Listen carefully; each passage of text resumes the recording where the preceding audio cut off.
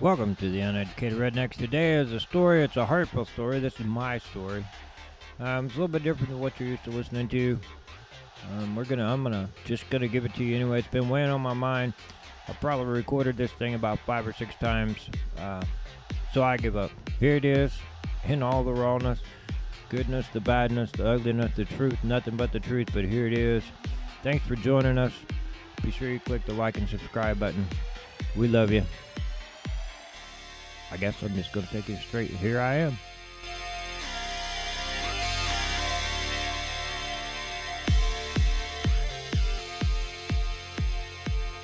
Welcome to the Uneducated Rednecks, coming to you live from the Redneck Mobile Home. Today we're in the great state of Kansas. Of course, we live in Kansas anyway, but we're out on the road traveling at the moment. So we're coming to you from the Redneck Palace on Wheels here today.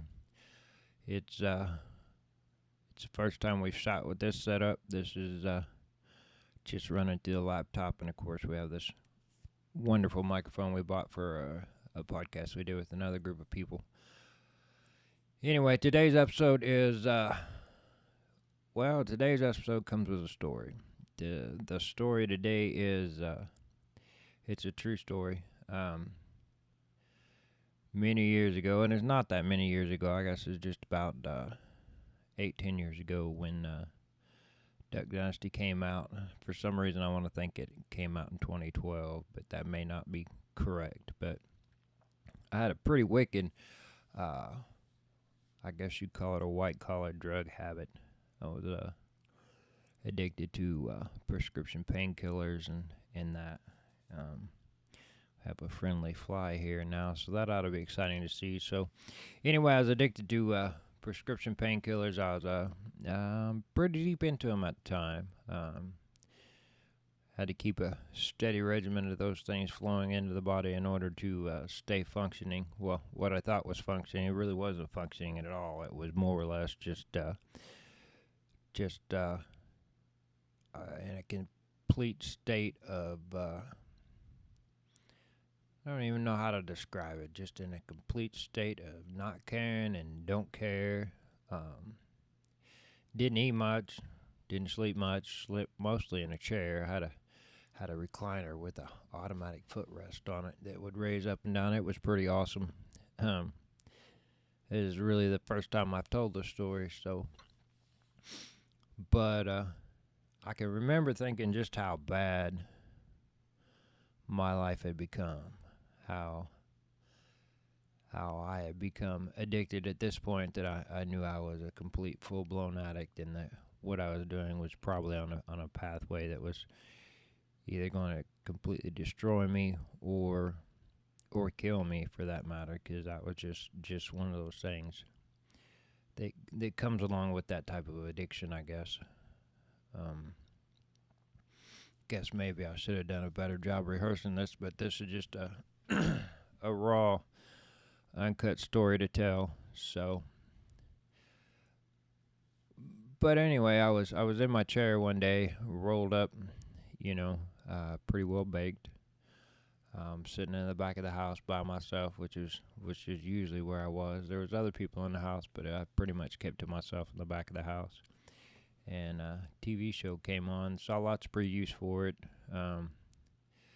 The big lead up to it was, the ZZ Top. It was every girl's crazy for a sharp dressed man, and they step out of a limo, and they got gold rings and everything else on, and that's pretty impressive. And I really thought that it was going to be, kind of like rednecks with paychecks. A bunch of rednecks that got too much money and doing extremely bizarre things with their money. But once I got to watching the show, I realized that wasn't even the case at all. Yeah, they did some wild things. Uncle Si made napalm, and then of course Willie, he was the boss. He had the boss hog, I guess. I think that was probably more of a facade than anything else. I mean, he's no question about the fact that he's pretty smart and that he's done well in business. There's no question about that. But all around one duck call made one day in order to sound like ducks. So as I watched the show and everything else, I got to watching them, and of course, towards the end of every show, they always had a meal together. They sat down as a family and had a meal, and that always impressed me. That part right there always impressed me. They had a prayer before a meal and everything else, and I sat around and I watched it, and I thought, man, who are these people? It was such a captivating show, even though. There was no cussing going on, no high drama, no anything that was just too weird. It was just more of a half hour, an hour of entertainment and fun. So I began to wonder who these people were. And I can always remember Phil. Phil always sat there with that great big beard and that long hair. He looked like he belonged to ZZ Top band, I guess. And I wondered who he was. And it wasn't. Of course, it was in the age of YouTube. We had YouTube at that point, and you got to see some of Phil's testimonies that he gave and things like that, and who he was and how he behaved, and of course his relationship with his children early on, and then where he was once he found Jesus. And I just always sat in the chair and I thought, man, that's pretty impressive. You know how a guy can be such a sinner, and then turn right around and be able to accept Jesus and go on about his business and move on from it. And I can remember sitting there thinking, yeah, but I'm an addict, so that kind of stuff isn't available for me. But I kept watching the show. I was always entertained. I was entertained by Si's antics and Phil's little sayings. He always had one, whether it was happy, happy, happy, or I think Benelli's shotgun one time, it was boom, boom, boom, and that turned out pretty well. Of course, Si always drug that tea glass around everywhere he went, and it was just a really functional family. And each of them seemed to have a story. Some of them more exciting than others, of course. Of course, about Phil and his behavior as a heathen, I guess you'd call it, in the earlier years. And of course, Al and his problems with Lisa and the things that they worked out. And, Chase and Willie seem to have pretty well walked the middle of the road. Chase seems to be more of a traditionalist than the rest of them. But he's always got a whopper of a story to tell. But every time Duck Dynasty came on, as a matter of fact, I went through my Facebook not too long ago and come up that I was waiting for the new season of Duck Dynasty to come on, because it was like a little half hour, an hour of freedom for me.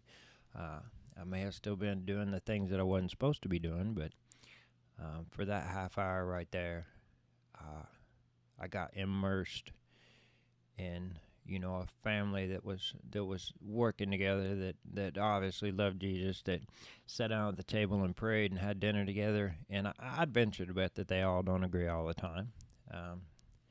We all know that Uncle Si's a hot mess. I mean, he's America's uncle. Well, I think he's the world's uncle at this point, but either way you go about it. But I got to listen to Phil's story. And then I got to listen to how Phil found Jesus, and I got to listen to how Phil and them started a church. And I can remember, I just can't hardly believe that. So I watched a little more on YouTube, and there was stories that Phil would tell. And he would tell how he brought people down to the river and baptized them, and how they had that little church there in West Monroe, and how Al was kind of heading up things at the time then, and they had this little duck call business. And I can remember sitting in the chair, and between watching Duck Dynasty and then being able to see Phil and Chase and the family on YouTube also, whether it was through Duck Commander videos or whether it was Phil giving a sermon somewhere or Phil just telling his story. Extremely moving for me. I mean, because I'm sitting here, and you have to remember that, my life at that point in time pretty much revolved around pills. I mean, it was pills the whole time. You had to have a certain amount of pills so you could make it through the day, so that you didn't get sick, so that you didn't have problems, so that you could get by.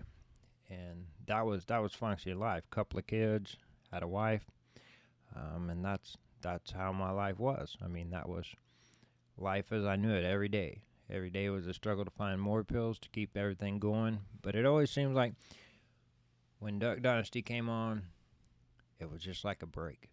It was a break to watch it. Um, didn't miss very many episodes. Wasn't an avid duck hunter then. Didn't much care about duck hunting back then. Did like to hunt, but duck hunting wasn't one of those things. Um, but it was fun to watch, and I watched their videos. I remember Cabela's opened up there in Wichita, and I bought videos, Duck Commander videos there. Went on a trip one time to Branson. And you have to remember trips were complicated for me because if you're gonna leave and go somewhere, you had to make sure that you had the right amount of pills so that you could make it at least through the time that you were leaving until you came home, because there wasn't anything worse than getting sick because you didn't have the pills because you were an addict. Which, looking back in hindsight, I just can't believe that I got in that hole, but I got in that hole. So, spending all this time, I was watching Phil, watch Duck Dynasty, and I remember watching at some point, Phil was telling a story, and I think it was on a YouTube video that I watched. And Phil said, that he took the guy and took him down the river and baptized him, and then they had the church, and then I think I watched. I forget what they called it, but it was when Phil gave I guess a sermon at the church, and of course he sits at a table. He doesn't stand up, but he was sitting at the table and he was giving this, and I was watching it on YouTube, and I thought, man, I just need to go to West Monroe. If I could go to West Monroe, that would fix my problems. All I had to do was just go and meet the Duck Commander. I'd been baptized in a church, part of a church for a long time, but never really thought much of it. When I grew up as a kid, we spent a lot of time in the church when I was fairly young. Then some things happened, and then we didn't spend time in church anymore after that. But I can remember thinking, man, maybe, Phil would baptize me. If I could just make it to West Monroe, then Phil would, I could somehow, some way I can meet Phil, and he would baptize me, and that would change my life. It'd be over, all this pain, all this hurt, all this everything would go away. So I just kept watching, and I remember I added up the miles. I put it on Google Maps and mapped it to where it was, and there was an episode, I think it was a radio interview, because it was before podcast, but I'm pretty sure it was a radio interview that he gave his address. I even knew the exact spot where his house was and everything else. I'd done all the work. I'd done all the math. It sounds like I'm a stalker, but I'm not. I mean, I just had that much. I just thought, man, if I could just meet these people, that this would change my life. That this would, turn the corner for me. So I kept looking for more and more Phil interviews. I watched Chase's. Phil wrote a book. I read Phil's book. I read Si's book. I read Chase's book. I read Willie's book. I read Alan Leese's book. Funny thing happened, though, from watching all that, and every time I think, I just need to go to, if I could just get there. If I could just get there, and I could stand there before Phil and them, and I could confess my sins, and I could tell them who I was and what I was doing, and that these people would understand. That these people would accept me and help me and all these other things. But I just never made that happen. I never went to West Monroe. Let's take our first break right here. So I never made it to West Monroe, but the strange thing that happened during this time period of watching Duck Dynasty and listening to Phil and Chase and Al was there was kind of a crack in my way of thinking. Being addicted like that, being addicted to painkillers, or I mean, alcohol's never really been my problem because God's kind of funny about that. If I drink too much, it makes me extremely ill. So that was kind of always out of the question for me. Where, however, with prescription painkillers, for whatever reason, uh, it was just like the thing. It was the way it felt, the way it made me feel, the way it took away all the pain, the way it took away, even though I'd made horrible judgments, decisions, and done bad things and everything else, but it just took away that pain. And I can remember sitting there thinking, I just need to go to West Monroe. If I could sit in that church, if there was some way I could talk to Phil, and that thought ran through my brain on a pretty regular basis, pretty consistently for a long time. But the funny thing was, watching Duck Dynasty and watching Phil on the internet and Phil's message, it was like there was a crack that was created in my way of thinking. Because I was an addict, and everybody knew that I was an addict, and that addicts are worthless, and they're not entitled, and they can't ever get out of their hole, and they're bad people, and they do things that other things wouldn't, that other people wouldn't do, and stuff like that. But I can't tell you the number of times that I probably watched the same story of Phil telling his story, and I look at my story and I think, well, if Phil can get there, I can get there. Now, of course, there's differences in the story. I'm not comparing to say, oh, Phil's story was worse than mine and everything else. If anything, I learned from listening to Phil on Unashamed that God shows no preference when it comes to sin. So um, it just helped put a crack in my way of thinking. And one day, because there was many times that I laid in the floor at home. Dried up, got clean, finally could sleep again, finally could eat again, wasn't going through withdrawals or anything else, and I go back to work that next Monday and then just get lit right back up. I mean, I just get another handful of pills and go at it again. Because in my brain, that's what I was entitled to. It's what I deserved. But like I said, watching Phil and the way that he said things, it just kind of put a crack in the way I was thinking. And that crack just kind of got a little bigger and a little bigger and a little bigger. And every once in a while, I would catch myself thinking that I wasn't a bad person. And that maybe I was redeemable, or maybe I was forgivable.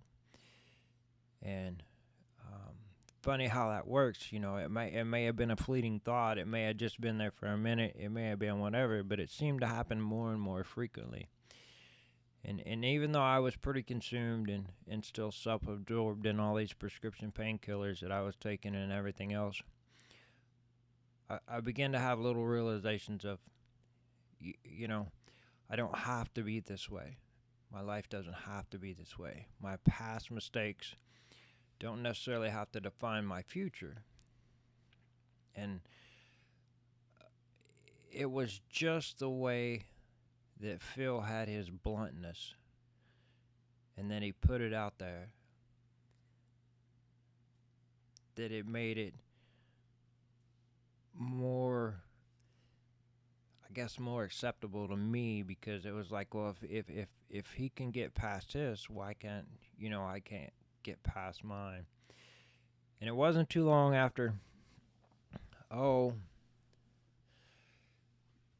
was a while down the road, and I'd kind of given up on the thought of going to West Monroe, because I just didn't think I'd ever be able to get it. Because at the time, I'd say, well, I want to go to West Monroe, I want to go to this church down there, and well, you can't do that, and blah blah blah this, and then something would happen, and then I was still taking the pills, still doing all those things, and there was all these crises that always occurred, and we always had somewhere better to go, and didn't have the money for this, didn't have money for that, so just never went. But like I said, from listening to Phil, there was just like a crack in there, and every once in a while I would catch myself and I would be like, I don't have to be this person, you know. And I wish I could take and say that during this time that I found Jesus and that I did this and that I did that. I didn't. You know, I became a little more curious. I listened. I listened a lot more.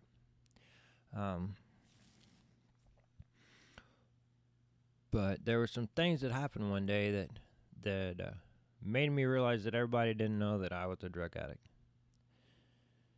And I was treated with respect and dignity and treated well. And it was at that point that my brain shifted and I went on and I said, you know, you're entitled to a good life. You're entitled to be happy. And you don't have to be this person anymore. And it was from that day on that I decided that I wasn't going to be that person anymore. There were some very unique things that happened, situations that happened, and maybe if anybody's ever interested, I'll go ahead and tell the story, but it became different. And since that time, I've been a great follower of all things Robertson, I guess, you know. The UNASHAMED podcast, because even though it's been several years since I've given that up and changed my ways and walked away, and I sit here and I still have doubts sometimes, you know, that am I redeemable? You know, is the things that I did and all of that and how I behaved, is that all redeemable? And it seems like that fairly on the regular, old fellow will pick it up and he'll give it to me again and he'll tell me that yeah, you're redeemable. And I don't know how to say. I just don't know how to express how grateful I am for reality TV to be, which realizing that Duck Dynasty wasn't actually reality TV part, most of it was scripted, and I understand it, but it was based on things that have occurred loosely and stuff like that. I get it. I understand it. But to think that during the height of my crisis and my point in my life, that God put somebody on the little black box that helped put a crack in my way of thinking. And that there was enough behind these people that when you went to read about them or find out about them, that they had a very unique story. And that their story was their story. They had a tragic story, not as tragic as some, better than others, worse than some. I get it. I mean, we can split it either way. The point is that, yes, this is what's occurred, and this is where I am now, and this is where we go from here, and that the past is in the past. And I think that's always been one of my biggest struggles, even today. I mean, because you can drive down the road, and this stuff will creep in your brain, and then all of a sudden you'll start to think, I'm not a very good person. And I remember not too long ago, I was having a hard time with it. It seemed like it wanted to creep in my brain more and more and tell me that I wasn't a very good person. And then I'll be dang, wasn't Phil on a little scale. What was it? Outdoors with Phil, Adventures with Phil. I can't think of the name of it now. I'll be in trouble for that one. But he sat there and said that the past is in the past. And that he's right. The past is in the past. It can't change the past. You know, he talks about the Apostle Paul. He talks about the different things that happened that came along. I listen to him and Al pretty much on the regular now.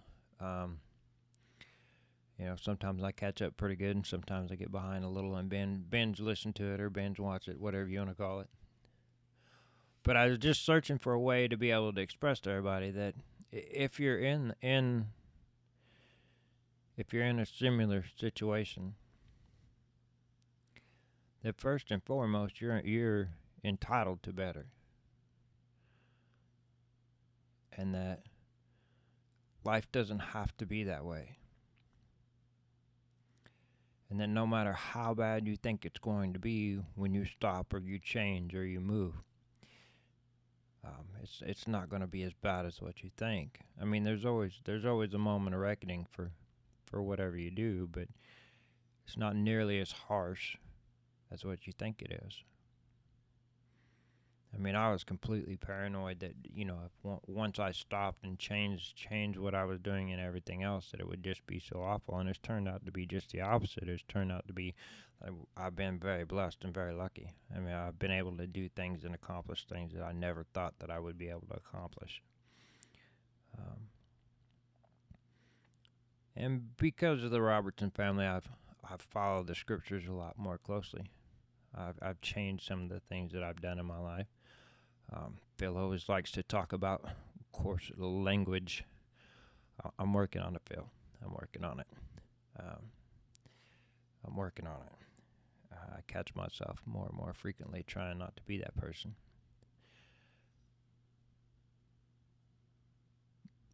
But I really feel like that at the time that God put these people in my life at the right time in the right place. It may have took a while for it to stick, but it showed up every week during the season, and it's always on the internet. And I've never made it to West Monroe. Never even been close at this point. I guess if I could ever find my way down there, I'd have to sit down and tell all the Robertson family, thank you for changing my life. Thank you for putting that crack in my way of thinking. And thanks for believing in yourselves enough to share Jesus. Following along with Phil and Al and Jason, those guys, they have some unique conversations and things like that. But had it not been for, at least in my particular case, have it not been able to hear Phil's story, to hear that struggle, all the way to Miss Kay and the kids who were, and they're all, they don't really ever try to sugarcoat it, which is fascinating. I mean, as human beings, we always try to sugarcoat the story, but I guess that's just not the Robertsons' way,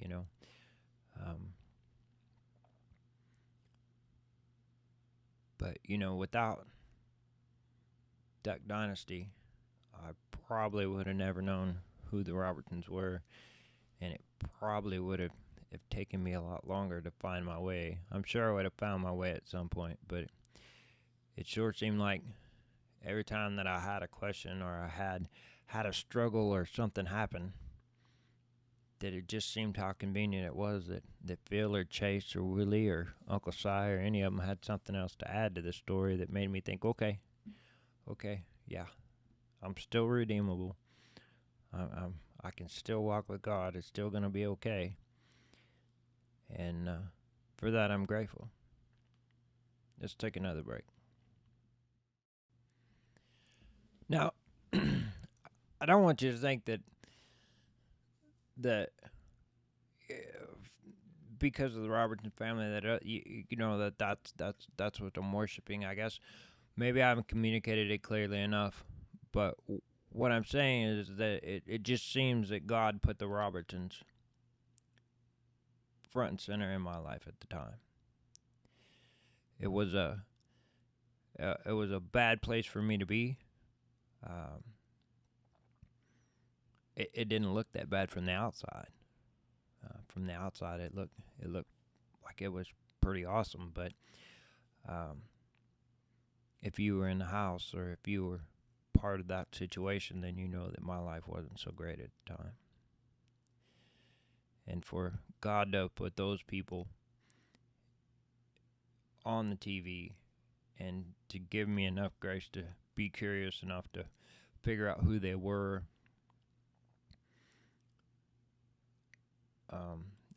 I believe it changed my life. It probably saved my life. As many pills as I was taking at the time, I don't think my body would have endured it much longer. And yeah, there's some heartbreak and there's some hurt and there's a lot of things that went along with it. There's things that people probably wouldn't approve of. There were decisions that I made that people still don't approve of today, but I did, and for that I am better.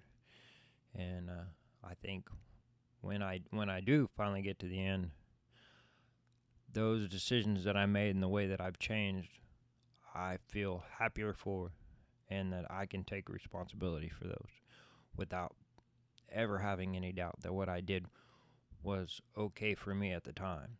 From the outside looking in, you'll probably think otherwise. But then again, you never know what's behind somebody else's door. You never know what goes on in their house. Things can look wonderful in public and they can be the greatest people you know, but you never know what happens after the door closes and it's just them, or maybe just, them by themselves and what goes on in their brain. So I give credit to the Robertsons for being brave enough to come forward and talk about being redeemable, about Jesus, and about the apostles, and about what Jesus did for us, and what you get when you follow the Bible, and when you love your neighbor and you love one another and you share Jesus with other people, and that you're forgivable. I give the Robertsons credit for being able to educate me more. I give God all the credit for putting them in a position to be able for people like me to hear them. I am truly grateful for their family, especially in my situation and the way things that occurred and everything else. And it seems so weird that some TV character that I've never met, that I've never talked to, can have that big of an influence on my life. But it has. And like I said, for that, I'm grateful. Because there aren't a lot of people that you meet every day that are going to talk to you about Jesus anymore, because it's not a great topic. I mean, it's not the headlines. There's so much animosity towards religion, and then you got politics involved, and all the other things that complicate religion to the point. But once again, even though I had my situation with religion early on when I was younger,